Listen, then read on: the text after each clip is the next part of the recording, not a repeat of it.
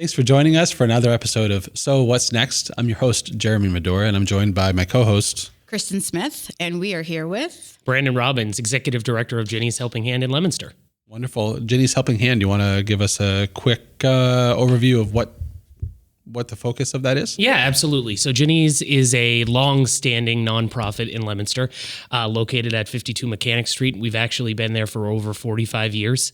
And we primarily are a food pantry and a thrift store serving the North Central Mass region. Wonderful. And your key value, what is your proposed value for the local community? Yeah, so we try to meet all of the basic needs. Our tagline is a hand up, not a handout. So we run a food pantry. We operate Tuesday through Friday, 10 to 5, and Saturdays, 9 to 4, like I said, serving all across North Central Mass. We run a thrift store that's open at the same time. That thrift store is meant for anybody to come in and shop. We take in donated goods and sell them at really low costs. But what that also does is it allows us to donate goods to people in need. So people in emergency situations who might need clothing, we're able to donate them to them as well. And then we dabble in a bunch of other basic needs services. So we provide hygiene products, temporary emergency shelter. We do some stuff around the holiday season that I'd love to talk more about. Yeah.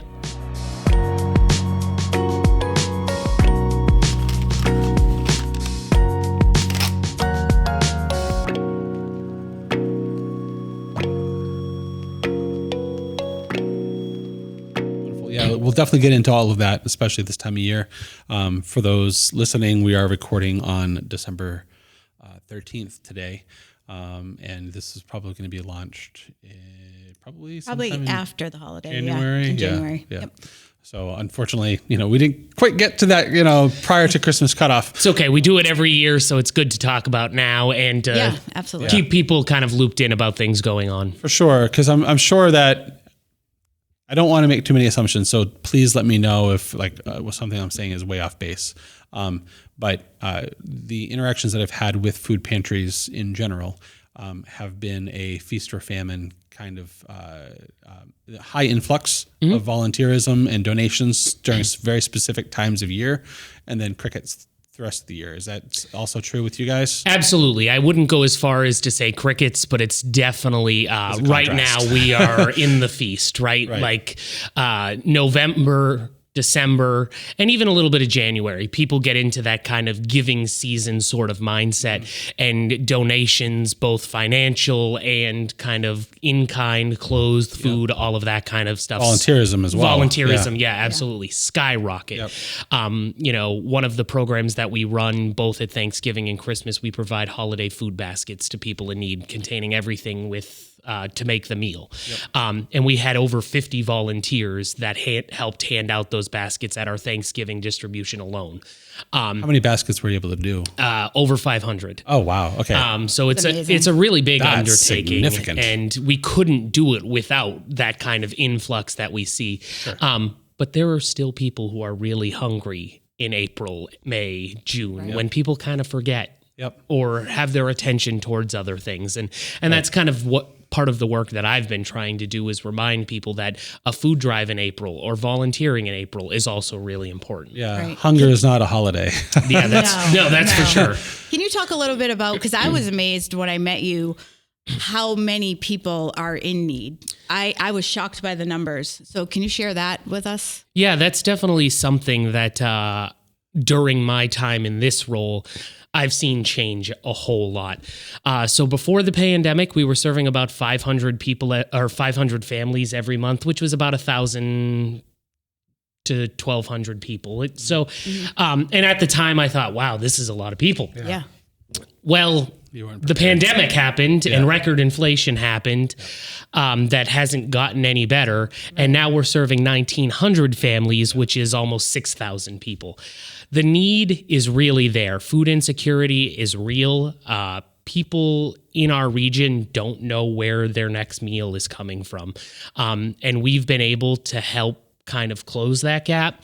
I heard somebody recently say, before the pandemic, people were using food pantries as their supplemental food, right? Like that's really what it's meant their primary. to be. A lot of people now it's their primary, and I tend to think that kind of extra that we've seen in the need is actually the people who were able to get by before that need that supplemental help. Right. So it's really changed kind of the work that we're doing. So let's talk a little bit about need-based donations or help, assistance. Are you finding that the families that you are particularly connected with, are they in the welfare cliff region, unable to apply for things like SNAP, or is this in addition to SNAP? So for a lot of clients, it is in addition to SNAP. Okay. I will say, though, 60% of the people we serve report that they're employed. Okay. I think we as a country, but we as a region, have a really big problem with what people normally call working poor, right? Where their job is just not paying them enough to really make ends meet. Right. I can't tell you the stories that I've heard of families who mom is working 2 jobs and still not making enough to make ends meet. Right. And that's a problem, a societal problem that needs to be fixed. And Ginny's is not going to fix that on our own. No.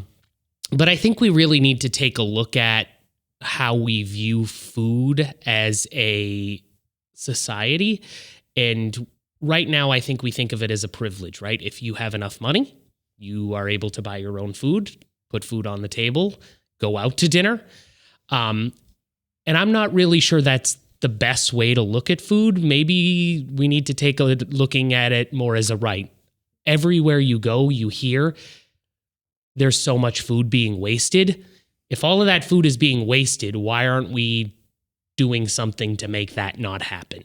Right. Now, do you have companies that you work with that you'll take food that's not used or like, almost going bad or not bad, but you know what I mean? Yeah, we are so lucky to have some outstanding partners. So most of our food, and it's most of the food that you would expect to get from a food pantry, comes from the Worcester County Food Bank.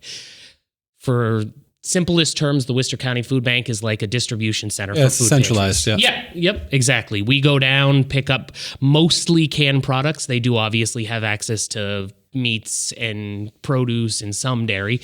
But most of that is really the canned products. To supplement that, we have some amazing partnerships in the region. We pick up every day from some set of grocery stores.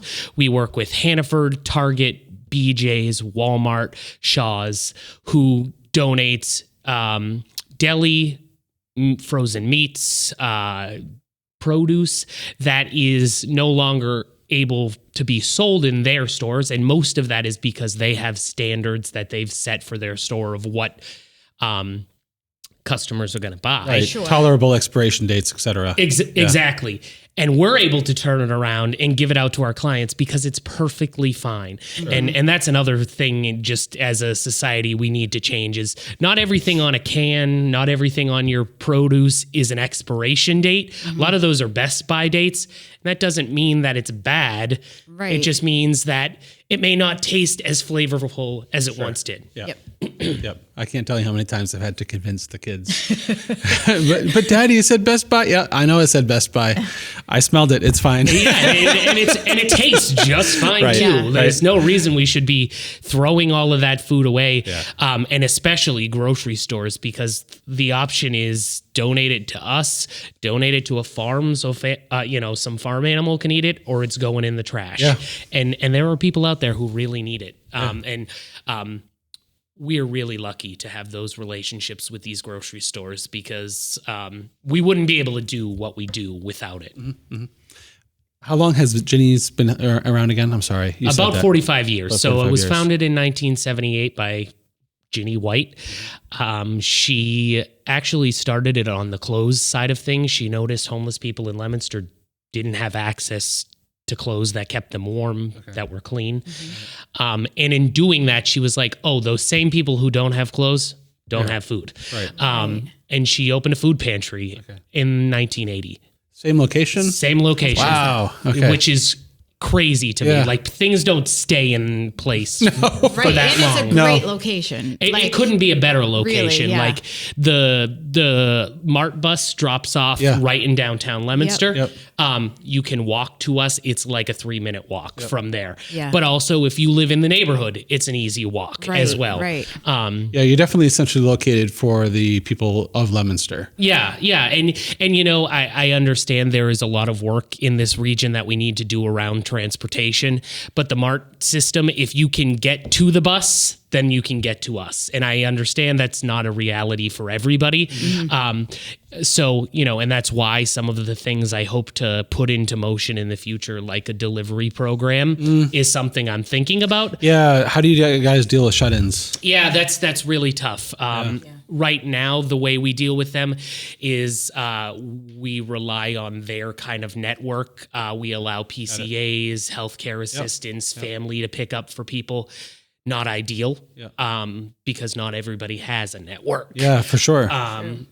You know, on a case-by-case basis, my staff will make a delivery, but it's not something that we can take on in a meaningful way. So that would be the first step of a delivery program, is to take on people who have no way out of their house. Is it a human hours or a financial concern as of right now? Both.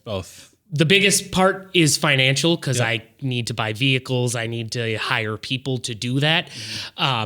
So that's where it would need to start, is to find funding to get a vehicle that would allow the food to be transported safely from Ginny's to the client.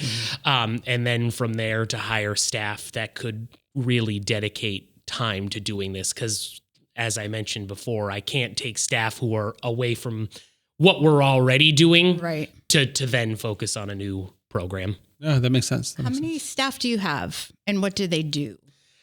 So we are a really small staff. Myself and my manager are the 2 full-time staff. Okay. And I have 3 other staff who work part-time. So one of those people dedicates all of their time to the thrift store and only works 20 to 25 hours a week. Yep. So now we're down to 4 people who are working on the thrift store side. I deal with most of the administrative, grant reporting, grant requesting, dealing with donors. So now I'm down to 3 people who are really dealing with the core of the food pantry work. Yep. I will say we're incredibly lucky to have 20 to 30 what we call core volunteers. These are people who dedicate time every single week to coming in and volunteering. I love telling this story about Jim and Sue McHale. Jim is 88. Sue is in her lower 80s. And they've been volunteering with us for 30 years. That's incredible. 30 years they've given to They got us. shoes to fill. They have shoes to fill. Yeah, I one day I don't know how I'm gonna be able to fill those shoes. Oh boy. It's remarkable the amount of people that take time out of their own day. We have some realtors who come in every week. They could be out in the community making money, right? But they're taking an hour and a half, 2 hours every week to give back to the community.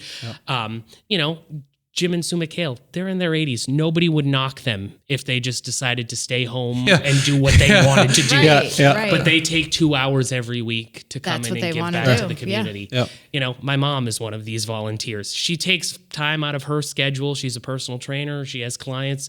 She's built this in to come and help me out. Like I couldn't be more appreciative to the people who, if we didn't have them, there is no way we'd be doing what we're doing. I often refer to us as a small food pantry, which I kick myself every time I do, because we're not a small food pantry. No, the numbers that you listed are not small numbers. No. You might be small in size, but certainly not in service. Yeah, and we're one of the food pantries, or the few food pantries in this region that do it the way we do it, in that we have a 40-hour-a-week schedule that people who are working can come in on a Saturday. So you have uptime. There are very few that are not just a couple of hours once a week. And that's not to knock the work that they're doing, because it's incredibly important to supplement the work that we're doing. Of course, yeah. But it's a huge undertaking for my staff and my volunteers. Yeah. Do you go ahead. Do you vet, or how do you vet applicants, I guess, is the best way that I could maybe come up with that. But, When you say applicants, are you talking about like food pantry applicants? yeah. So it's a really low bar. We have the mentality that if you're asking for help, you probably need the help. Fair. We all know. I think that's a very fair statement. Yeah. We all know how difficult it is to build up the courage to ask for help because pride gets in the way. Yep. Nobody likes asking for help. We want to figure out how to do it on our own. And I think as a society, we are built on this, like, we're going to pull up our bootstraps and find some way to make it happen. So to then start getting into really strict income guidelines and, other barriers, like you have to be from a specific area, all gets in the way. I agree. We do have some income guidelines that the federal government, because food that's provided to the food bank that is then given to us is under those guidelines that are in place, but it's all self-report. Mm-hmm. So if you don't want to tell us, we're not going to push you on it. Right. So there's no strict verification processes. Correct. Which I think that's helpful. Yeah. I think it's the way that it should be. Yep. Again, who am I to make the decision on whether somebody really needs help or not? It's the guidelines on whether or not you want to help them. Yeah. I often have people ask me, like, why is this client showing up in this X really nice car? Insert whatever car you want to insert. I don't know what their backstory is. They could have been making six figures yesterday and lost their job today. And now they have no income. Right. And who am I to decide, well, they've got to spend all of that money that they've, that's not the business I'm in. And furthermore, in today's day and age, what you put out on the surface is very often not even remotely close to the full story. Absolutely. Or the true story. Absolutely. It's very easy to live a lifestyle of opulence while being dirt poor. Because we have the capacity to take on debt that's far beyond our means to pay it back. And so living hand to mouth, paycheck to paycheck is a very stark reality for a great number of people. Growing number of people. I would even argue that, things are not getting any easier for people. Arguably, they're just getting harder as time goes on. And to then also create barriers to the resources that are supposed to be there to help them is just silly. Sure. Right. That's fair. Okay. Right. I was going to ask, so I know that you have some larger donors and then you have, the volunteers and stuff like that. But I think another thing that really shocked me was how many people that you have that are everyday people that give. And I was hoping you could share that with people that want to give and don't know how. Like, I know he was talking about like the Hannaford employees and things like that, and different ways that just $1 would help, Yeah, I think it's interesting. People think that like the $5 donation, the $3 donation doesn't mean anything. I have a person who donates $8 every single month. And it's about the ability to turn that $8 into so much more.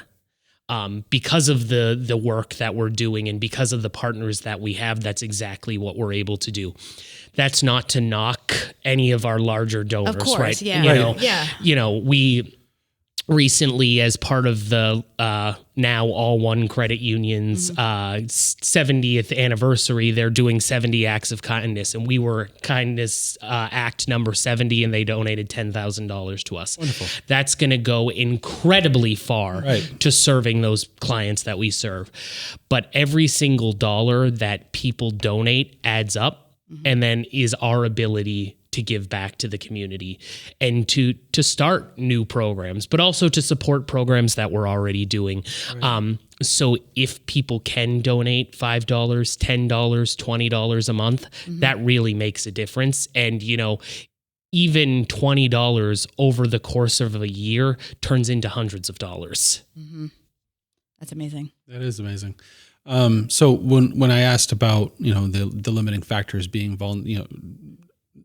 human hours as well as the financials, you spoke about the financials, the human hours element. Are you working with high schools, like maybe in their advanced, their AP classes or their honors classes for those work hours that normally people have to achieve? So I have the pleasure of also being a city councilor in Leominster, and prior to that was on the school committee. Okay. So I have a really good relationship with our education system in Leominster, and it's something that we've leveraged really well. So Leominster has a unique program, the Leominster Center for Excellence. I don't know if you guys are familiar with it. Basically, it's a big picture learning school. So it's meant for smaller size classrooms, which means less enrollment, unfortunately.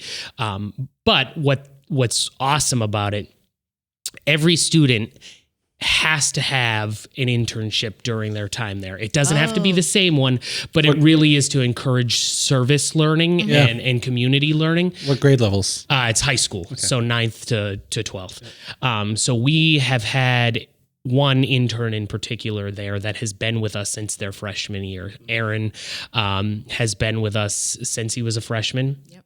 Has really learned the operation in a variety of capacities.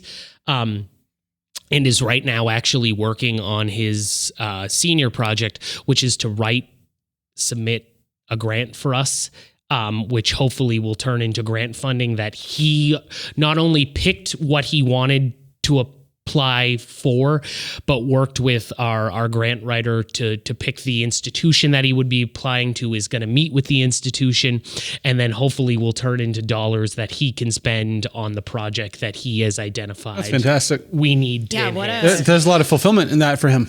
Not only is there fulfillment, but like, what other high schooler can say, not only did I submit a grant, I wrote the whole thing, I did the legwork on it, and hopefully we'll be able to say also got this project funded. It is amazing to me.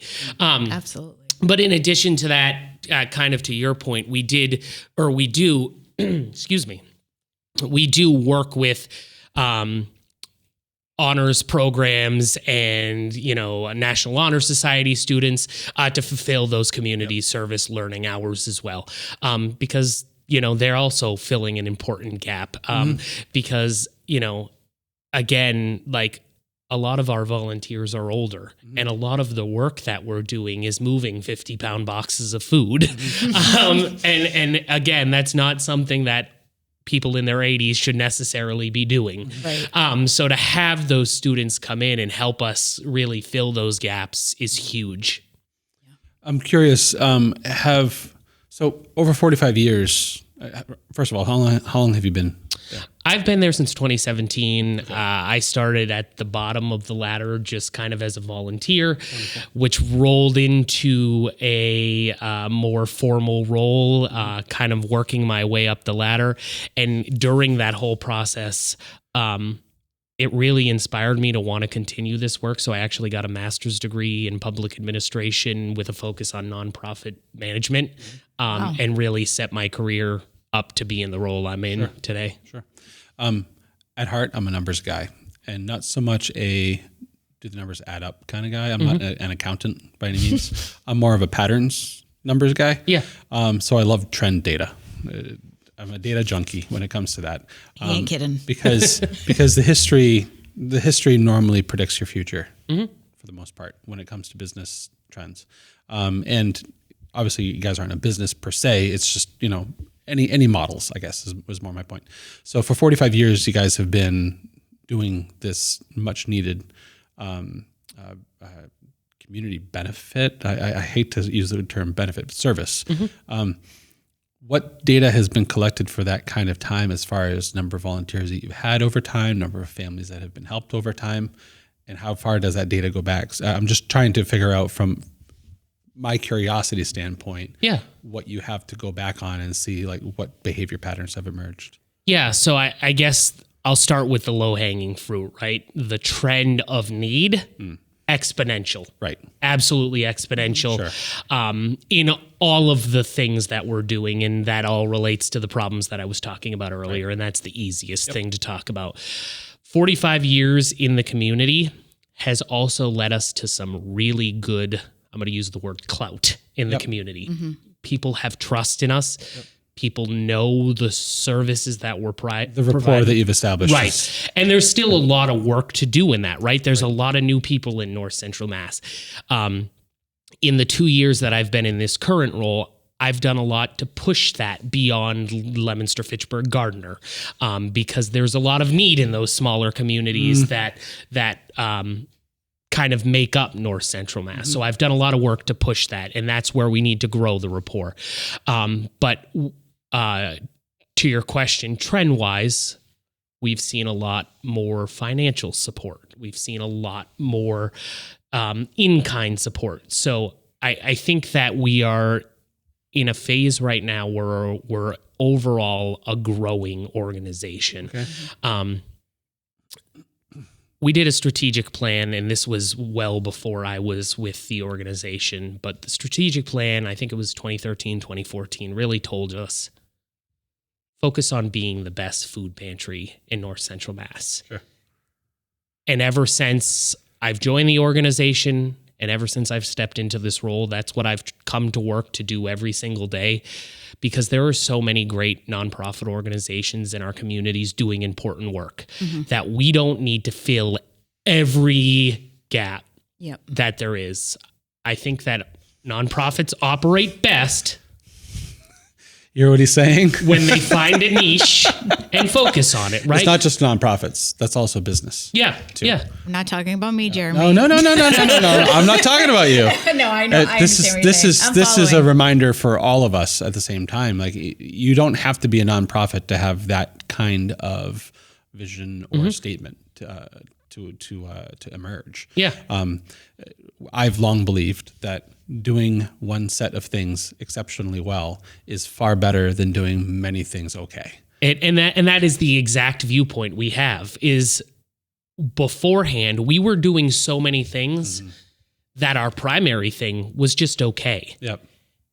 And I don't want to do everything okay. No. I want people to look at us and say, oh, that's the best food pantry. Yep. So that I want to support them for that. Sure. And I want another organization to be the best housing organization. What are you known for? Exactly. Yep. Exactly. Yeah. No, you're absolutely right. Yep. It's extremely important. And then when you're trying to juggle all those balls, they're going to fall. Yeah. They're going to fall. And in today's world, there is so much to juggle, keeping those balls in the air, right? For sure. And it's just as an adult. Yeah. Let alone running an organization. Yeah. But families. To your point, it's in the business world. It's in the nonprofit world. And just focus on the thing you're really good at, and I think that this is something that you guys do really well. I'm going to toot your horn for a minute. Thank you. This work that you do, I think, is really amazing. And I hope that people look at us and say the same about the food pantry that we run and just say, wow, that's a really good model. And let's let them do that really well. Yeah. And let's focus on something else. Yeah. Right. Yeah. So the wonderful part about all of that is the recognition or the self-recognizance that avenue needs to be pursued in that direction. Instead of doing that whole broadcast everything, we can do that. Being able to pull back on the reins, so to speak, and really hone in on that will only serve all of the needy families even better than they were being served before, which if you're not doing that, then what are you doing? Right. Right. And so I'm sure that in going through those exercises and those adjustments, you've also significantly used the word clout earlier. You've increased the clout of that niche versus that whole broadcast clout, right?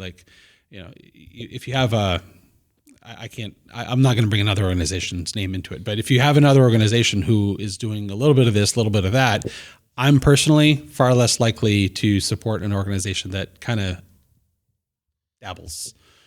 Yeah, and I think that is a really important point, because I think that's when you get into the what are they actually doing to make a difference question, right? There are some there are so many important things to be working on that it's hard not to fall into that trap. But we were in those shoes of like, what does Ginny's actually do? And it's not because we weren't doing it or people didn't think we weren't doing good things. It was we were doing too much. So to take that step back and say, like, here's really what's going well, I think it's just allowed us to excel and for people to say, oh, okay, they're a food pantry. Great. I understand that. I want to support that. Mm-hmm. I think it also, I mean, I don't know who was before you. Obviously there must have been very phenomenal people that got it to where it is today. But I think at this point, from my point of view, like, I think you have a huge part of that. I think that, you're authentic and you're real and you bring that forward, from behind the organization. It's like the face, and we talked a lot about video and getting that out there, for donors to see what they're doing, the everyday, videotaping, behind the scenes of like really seeing the workers work and all that. Like, it's honestly amazing to me what you're doing in the community. Well, I appreciate that. For sure. And I encourage anybody who is ever interested to like reach out to me, and like, I would give anybody in the community a tour. We're a nonprofit, we're being supported by the community. Call us. I'm happy to show you some of the work that we're doing. And I think that's some of the work that I hope to do with you to enhance us telling our story, because we have a really cool story to tell. And there's only been 3 executive directors of this organization. Wow, in 45 years. Ginny White, who ran it for the first 30-ish years. Wow, okay. Sue Shalafu-Zephyr, who was after me and an incredible role model to me. And I can't speak highly of her enough because she is just... realtor? She's on the city council in Leominster as well. It's just an incredible role model, incredible friend of mine. That's where I've seen the name. And really kind of started the process of formalizing a lot of operations to take it from that small nonprofit to an organization. And then now me, and I just am honored to be in this role, generally speaking, but to be taking it to the next level is something I hope that people look at me and say, wow, he is doing that. What are the key building blocks that you're trying to construct right now to take it to the next level? Yeah, I think first of all, there was still some of that organizational kind of development work that needed to be done. We were operating as a small nonprofit, and I instituted a few different programs or things that I'm proud of. The first thing that we did was we instituted a donor tracking system, so that way I can be more intimately involved with our donors. I can be better about thanking them. I can be better about connecting with them to tell them about, hey, this is what your money went to, which I think has been huge, which has also helped me track volunteer hours better. The system does both things. So now I know exactly how many hours people are putting in that would either not happen or be have to filled with paid man hours. The other thing that I've really tried to do is make the experience better for our clients. We were basically using a paper and Excel spreadsheet system. We now have a food pantry management system. So every client is in a database that is safe. It is not going to any other organization I was going to ask than that, us. actually. And it's a totally fair question, especially yeah. in today's world. Yeah. Like, everything is kept in-house. Nobody else has access to it, and nobody is going to get access to it. And again, like, everything is self-report. So if somebody is not comfortable telling us something, they don't have to. Make it into the database. Exactly. And we've continued to build on that. Like, that was step 1. Step 2, we got an iPad that has the food pantry application in like 50 something different languages. Oh, fantastic. Huge in our community. Yeah. We have a huge Spanish speaking population, which is probably something everybody knows. We also have a huge Portuguese speaking population, which is way different than Spanish. Yes. A huge Haitian Creole speaking population. I didn't know about that. Okay. Yeah. So that has made it more accessible to people. Yeah, for sure. The third step of that, It's like going to the gym, coming to our food pantry. Every client gets a key tag now. You scan your key tag. You don't have to say your name. You don't have to say your address. It just pops up your profile. Yeah. So if the person behind you, you're uncomfortable with them hearing their name or whatever, they're not going to hear it. Yeah. Right. So it's all of these like what seem like small things to me, but are really big things to the clients who are using the service. Big things. Can I share a story? Yeah, of course. So sorry, I'm talking too much. And that's just naturally what I do. It's all about you. Are you kidding me? Absolutely. We love the interactivity. Yeah. We love it. Growing up, I was one of 9 kids, and my parents did not make ends meet well. I was born in 81. So, early 80s, coming out of the oil crisis, coming out of the first housing crisis and all this kind of other stuff. So my parents were on food stamps, and my mom was honestly humiliated that we received food stamps. And so she'd go shopping late at night because of what you just discussed in regards to the discomfort, knowing that our neighbors may know that we are on food stamps kind of thing. So there was this social status kind of thing. And it's a very real and present thing. And I remember distinctly that leaving a mark on me as a child, because that set the tone to have a level of embarrassment as well, asking for help. And it was kind of one of those, generational, I wouldn't say trauma necessarily, but more along the lines of patterns. Yeah. And I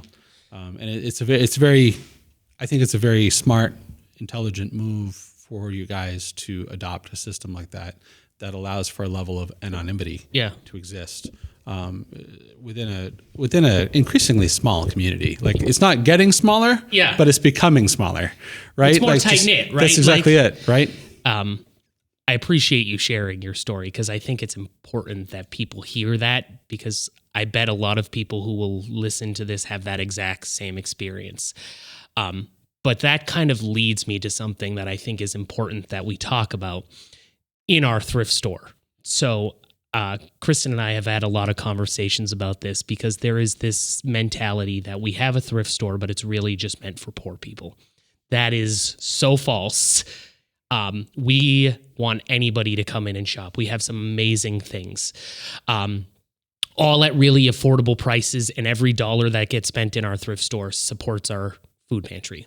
The reason I talk about it is because when I tell people you can be comfortable coming to our food pantry, people don't know why you're walking in that door. You could be coming in to donate. Right. You could be coming in to shop. And that thrift store allows us to have an additional layer of protection for people. And it's something that is unique, again, to Ginny's and the way we operate. But like, it's so important that people realize if you need the help, come ask for it. Because first of all, as a society, we shouldn't be putting those pressures on people. And that uncomfortability that you experienced. Can I speak to that aspect real quick about the thrift store? It would be something that I would regularly have a feeling on. So I'm just going to pan it out, and you let me know whether or not it misses the mark entirely. I'm not bashful to say that my wife and I shop at Goodwill for clothing for our girls, but the Goodwill that we go to is chock full, like you would not even believe, of clothing. It's not that there's a scarcity there. There's no men's clothing at all. So it's definitely one of those things where, my 4 girls get to have clothing, but I don't, which is whatever. We're fine. But more to the point, though, is that I always feel a little as though I'm taking away opportunity from people who might need the clothing more than we do by going there. Does that make sense to you? I don't think you're missing the mark at all. I just think that that's another thing that society has inflicted on people. Because clothing is another thing that there's no shortage of. Okay. I wish those yellow boxes that you see in communities. Do people really know what they do with those clothes? No. I don't really either. Yeah. But I don't think it happens in the United States. Okay. All right. Fine. That's fair. Which is fine. But I'm not even sure that they're getting to people who really need them. And again, I don't mean to pick on them, but I'm not even sure if they're just getting dumped on communities in other countries that really don't need them. Or if they're being recycled into post-consumer fiber. Exactly. First of all, I think you made a good point. Like Goodwill's packed. We have a lot of clothes as well. I don't think that you need to worry about that, and people in the community need to worry about that, because I think like you need to look at the bigger picture in the fact that, again, I'm not as sure about Goodwill's. No, that's okay. I was using it as a model example because having visited it myself, like Salvation Army could easily be interchanged for that, Yeah, and I again, for Salvation Army, for us, like we're turning those dollars around and using them to support the community. This direct community. I think that's the difference. I think that's right. That is the difference between maybe a Ginny's or a Salvation Army or a Goodwill, because that's a little bit more on a regional basis or whatever. And that's why I would encourage people to shop with us instead of going to Kohl's, where the same pair of pants that still has the tag on them at Ginny's is going to cost you $10. You can get them at Kohl's for $70. But then your $10 is staying here in Leominster or North Central Mass, whereas not going Kohl's to a bottom probably line. does some community work as well. Yeah. But not in the same way. No. It's a for-profit business. Right. Yeah. Right. And I feel the same way. I mean, I was a single mom. I was divorced. I struggled immensely, and I was on Snap. I still shop in thrift shops because I enjoy it and the benefits to the planet. You know what I mean? It's not just about... I agree with that. I agree with that aspect for sure. Yeah. I've always just had this hesitation of, if by shopping at that thrift store, you're then creating interference where somebody else who might be in actual need of it, or at least not actual need. I know what you're saying. A higher level of need than, right? You know what I mean? Do you follow? Yeah, no, I totally follow. And it's not something that's unfamiliar to me in that I haven't heard it before. Yep. But I just really think like there's enough of these resources already that you may be a specific item, maybe somebody could have used it. Right. But they can find it somewhere else. I'm almost confident. But I'm assuming you're also donating. Yeah. So, that's the hard one. And we'll blank this one out too. When we try to donate clothing and goods to Goodwill, we live up in Maine for full disclosure. They don't accept them. They've actually shut down a lot of their intakes because of the excess of what has been donated to the point where it's been flooded. Well, you can always transport it down here with you, and I'll pick it up, or Kristen would be happy to deliver it. I got to tell you, honestly, bring it here. I'll bring it to him. We have a rule in the house: when we go shopping for clothing, whatever we take in, we put the exact number of items out. Yeah. No, so you buy 5 pairs of pants, you're getting rid of 5 pairs of pants. That way we're not having these burgeoning dressers. Having 4 girls in the house, the closets can get full pretty darn quick. You mentioned earlier about the men's clothing problem. I'll take this minute to also plug, we have that same problem. You do. It's because, or what we have found, and we have pretty high standards of what we put out into the store. I'm not exactly sure, again, how others operate, but everything we get in, somebody goes through, checks it. Is it ripped? Does it have a stain on it? Is it, disgusting? If it is, we're not putting it out. No. Right. That is no dignity to the person who is buying it, but also to the person we potentially might be donating it to as well. Yep. So we have really high standards. Because of that, we don't have very many men's clothes. Got it. Men tend to wear their stuff to probably beyond the point that they should be wearing it.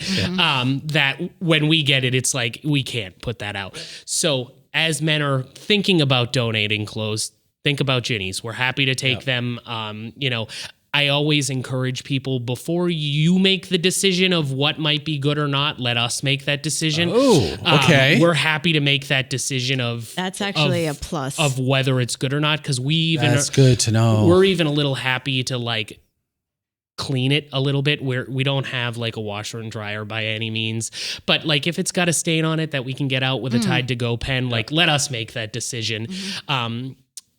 Because as much as I mentioned the Yellow Bin organization before, we do have a partnership. We do have a partnership with them that benefits us by people putting stuff into those bins that we then take advantage of with clothes that we're not going to sell. So it is a catch-22, but they just men's clothes we definitely need. So what else do you take besides clothing? Yeah, so we take our what we take has changed a lot over the years. A lot of people remember the days when we had a full like household operation as well, where we used to take couches and bureaus and all of this stuff. We have moved away from that, both because of manpower hours and just what it took to really make that happen. So we're taking all clothing now. Men's, women, baby, whatever. Okay. We take shoes, we take purses, jewelry. We take all household linens, pillows, blankets, sheets, that's good to know. Curtains. And we will from time to time make some sort of exception for like smaller household items that are manageable. So primarily wearable or soft things. Yes. Yeah. Okay. Fair enough. And for those matters, they're equally wearable for the same reasons, like they wear out. Exactly. So they're more disposable than a couch. Maybe. And the only thing as people listen to this that we ask is please drop them off when we're open. It does us no good if we come in the next day to a pile of bags on our side porch that has been rained on, because now that's all trash. And I know people are just short on time and are trying to, get these donations into our hands, but unfortunately they're ruined at that point and there's nothing that we can do with them. And on that point as well, the household stuff, don't just drop that off when we're closed, because now we're at the expense of exposing it. Yeah. Do you have a partnership with a disposal company that assists you with that? We did for a really long time. The disposal company that we're using had made some changes, so that's our expense now that we've built into our budget, and it's by no means If I could be directing those dollars somewhere else, obviously that would be wonderful. But right now it's a cost we're having to bear. Is it not insignificant? It's less than I had expected it to be, having to never had pay for trash. But it definitely is. It's an extra couple $100 a month. That's not insignificant. Yeah. No. Yeah. Yeah, and that's a couple $100 a month that could be used towards efforts to serve more people. Yeah. Yeah. That's hard. That's hard. And it becomes even harder because of the way we are set up, we've kind of figured out what our trash level and recycle level is going to be. Yeah. So then to have somebody dump a bunch of stuff that we are not going to be, or we're not expecting to dispose of, like that makes it even more of a challenge. Yeah, I can definitely speak to that. Our local Salvation Army in Maine, they've moved their bins to the back of where their loading docks are, and it's on a side street. It's very tight, kind of tucked away. You have to know that it's there in order to stop by. Which is great because it's right on a primary path of travel. And the area that we live up in the Lakes region, just outside Portland. There's a lot of seasonal residents. Mm-hmm. And it's a very popular thing to clean out your camp at the end of the season and just go to Salvation Army with everything. I can't tell you the disaster that we've encountered when we've tried to drop off clothing, where either it's staffed because it's a weekday, or it's not staffed at all because it's a weekend and the place is a junkyard. Like people leave all sorts of things that don't belong there at all, let alone are even in working condition. They just use it as their dumping grounds, because it's a lot easier to do that than it is to pay to have it recycled or disposed of, or wait for the transfer station to open up. The unfortunate thing is too, is a good portion of that stuff probably would be good if it got into the right hands or at the right time. Yep. But by leaving it there when nobody is there is how it either weather gets to it, other people get to it, and it just then becomes a burden more than it is a help. And, I don't want to sound unappreciative of anything that somebody is donating in the community, but it also, there's a point where it becomes a burden more than a help. Yeah. And I think that conscientiousness of the person who is disposing of the item or freeing themselves of the item needs to be maintained. I think that we all need to be aware of how to properly donate anything, really. That includes money, doing it in the right way versus what we think is the right way. Right. Reaching out to any organization that you have in mind that you think might benefit from something that you have or want to give. I think that would be the best first step for anybody versus just assuming that, sure, why not? Yeah, I totally agree. I think that, even if you've donated to the organization in the past, it's always simple to just make a phone call, send an email, is this something you're still doing? Is now a time you're doing it? Not so much for Ginny's, but for other organizations. Some organizations only want clothes at the season that it is. Yeah. That's not something that Ginny's does. It's really hard because people are giving stuff kind of opposite of the season. Always. But, and that's not something Ginny's does, but to be conscientious of how am I best assisting this organization? Because if you're doing it in the way that the organization wants you, it's a huge help. But at some point, it becomes a challenge as well. And do you have storage issues, or are you constantly turning things around? Yes. The answer is yes. The answer is yes. Yeah. We definitely would benefit from more storage because we're managing storing clothes and human item, household items. Yeah. We're managing storing food and hygiene products and household cleaning products that all need to be kept separately because you can't put your food with your dishwasher soap. So we could benefit from more food, but we are also more space. But we are also cranking things out every day. So it's definitely in the ideal world, more space would be wonderful. Yeah, of course. But we could benefit too. We're making it every work, now and right? Then. Yeah. I think even if you're just managing your household, right? Oh, more 100%. Space would be That's wonderful. all I've been thinking about the whole time we've been talking is how much stuff I could bring. Yes. Right. And the best way for households to find more space is to actually live a simpler life. 100%. It's true. It's true. The more space we get, the more we think we need to fill it. Yeah. Lifestyle creep. Yep. And the truth of the matter is the quality of the people that fill it is the primary focus. Totally agree. And, we can surround ourselves with things that are short-term happiness items. They bring joy for the couple weeks that you remember them or whatever. But the truth of the matter is if we're padding our lives with these optional accessories just so that we can feel full, but we're skipping over the more meaningful parts of life, you're forever going to be chasing something that you can't acquire. I couldn't agree more. Yep. All right. Well, in the spirit of the podcast, we asked the question of, so what's next? And I think that you've started unearthing some of that. We talked about the building blocks, what's ahead for Ginny's. Are there any strategic moves that you guys are trying to make in the coming future that you'd like to share with the audience? I think one of the things that we've just accomplished was getting a refrigerated truck. That just happened, and that was my next big building block. That's fantastic. Yeah, it was huge thanks to the partnership with Hannaford. They donated, and the city of Leominster made that happen. And that has made our ability to get more food into the organization safer, easier, more efficient. I think that as need continues to grow, there's a lot of work that we need to do. My job in that, I think, is continuing to grow the partnerships.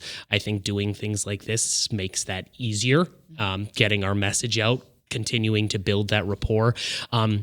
And that's kind of what I see as the most important thing right now is how do we continue to meet this, what feels like ever growing need?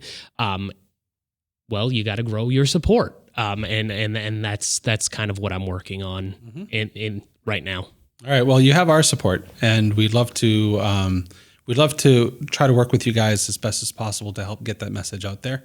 Obviously, this being one of the easiest platforms for us because it's here in the office.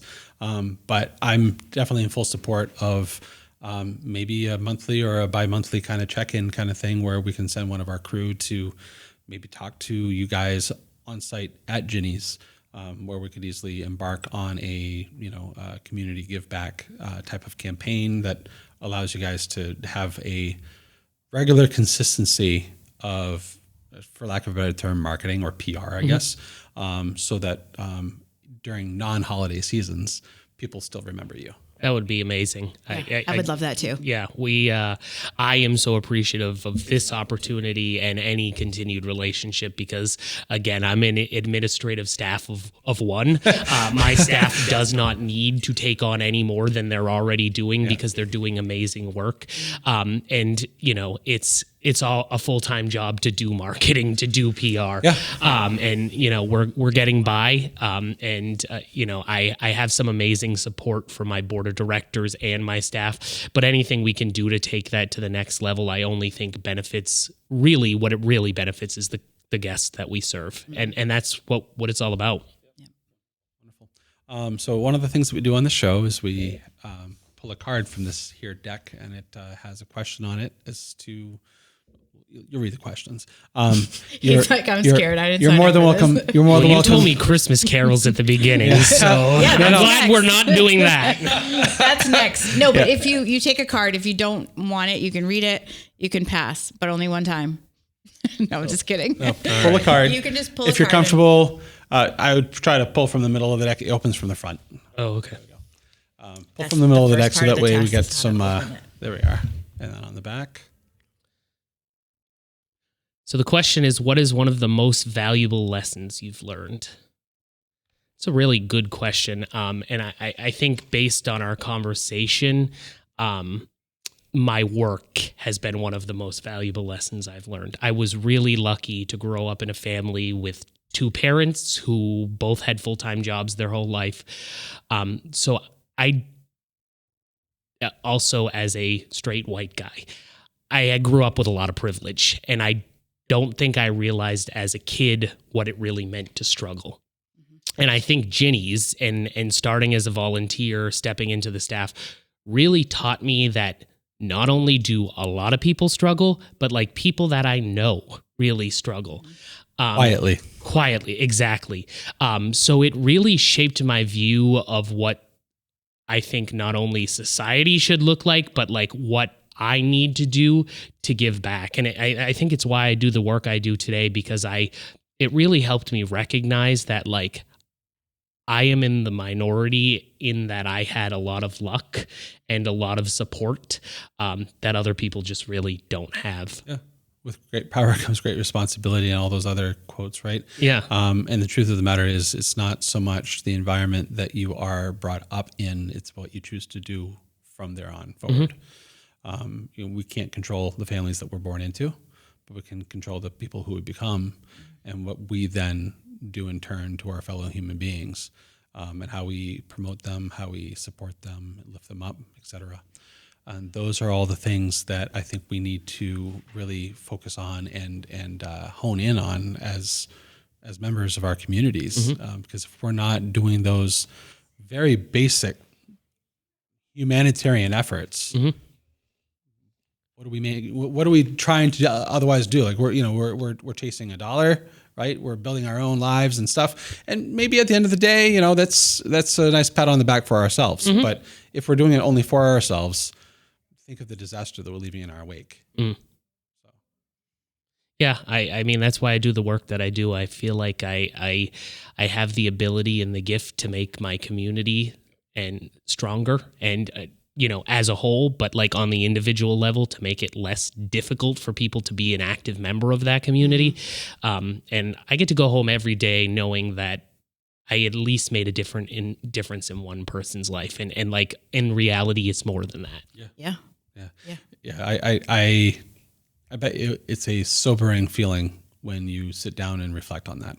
It certainly is. You know, I talked about those holiday food baskets before, and that's what gets me every single year is like, as I sit down for my own holiday celebrations with family, like I know there are other families doing the same because of the work that we provided, that would not do it if it wasn't for that work. And it really is not a humbling feeling, a sobering feeling. No. It warms your heart. Okay. All right. That's a better term. It is a feeling of warmth, knowing that you've been able to impact somebody positively like that. Mm-hmm. And it's no matter how many or how few, any is better than none. Absolutely. And I think that in my community, we're a very small community, so we don't have the population of Leominster, Fitchburg. It's a very small town that we live in, and so the local food pantries are actually having a tough time finding enough families to help because people are afraid to come forward to ask for help. And so when they have 15 families, they're like, "Wow, that's a lot of families," And then I hear you talk about thousands. You said 1,600 families, 1,900. That is a startling statistic for me to hear. But then you consider the populations of the towns that you're referencing, and it starts to make a lot more sense, at that rate. But it's still troublesome that exists. So I am thankful that people like you and organizations like Ginny's Helping Hands exist, and I'd like to do what we can. Yeah, absolutely. I was truly inspired when I met you, and I want to continue the work, like definitely. And I appreciate everything that you've done for the community thus far. And like Jeremy said, we'd love to be a part of it for sure. Thank you both so much. Brandon, it was a pleasure having you on. Absolutely. Thanks for sharing your story. Thank you for sharing what it is that you guys concentrate on. And we wish you the best during the Christmas and New Year's season. And definitely continue believing and being involved. Thank you. We definitely will. Thank you so much for coming. Of course.